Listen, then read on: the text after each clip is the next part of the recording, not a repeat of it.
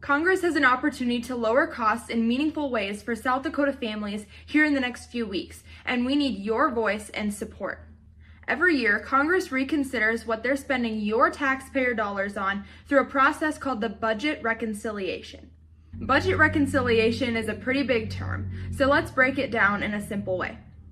In the U.S. Congress, most bills in the Senate need 60 votes to pass because of something called the filibuster. But budget reconciliation is a special process that lets certain bills pass with just a simple majority, 51 votes. So how does it work? First, Congress passes something called a budget resolution. This is basically like a blueprint for spending, taxes, and the deficit. Then, committees are told to make changes based off of these goals, like cutting taxes or adjusting government programs. Then, these changes are bundled into one big bill called a reconciliation bill. Here's why it matters. Because it only needs 51 votes in the Senate, it allows the majority party to pass major economic policies without needing support from the minority party. But there are limits. The bill has to directly affect the federal budget, so you can't just include unrelated policy changes. There's also something called the Byrd Rule, which blocks provisions that don't clearly impact spending or revenue. For example, in May of last year, I went to D.C. with a legislative action committee called Concerned Women for America.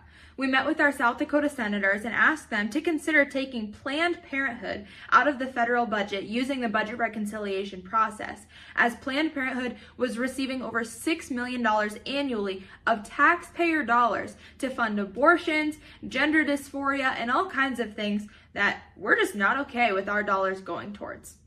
And it worked. Planned Parenthood was cut from the federal funding using the budget reconciliation process. This year, we're calling on Congress to use the budget reconciliation bill to cut taxes for South Dakota families in 3 meaningful ways. First, Congress can increase the child tax credit. While it was recently adjusted from $2,000 to $2,200, it still falls short of the inflation-adjusted value of $2,500. J.D. Vance proposed $5,000 in the child tax credit, and we would agree with that. We're just hoping for some sort of increase in relief there. Second, families should receive more of the child tax credit upon starting employment. Currently, families have to earn $2,500 at a job before qualifying for the child tax credit.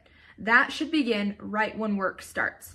And finally, the child and dependent care tax credit should be available for all families with earned income. Single income families should not be excluded from the child care expenses tax credit.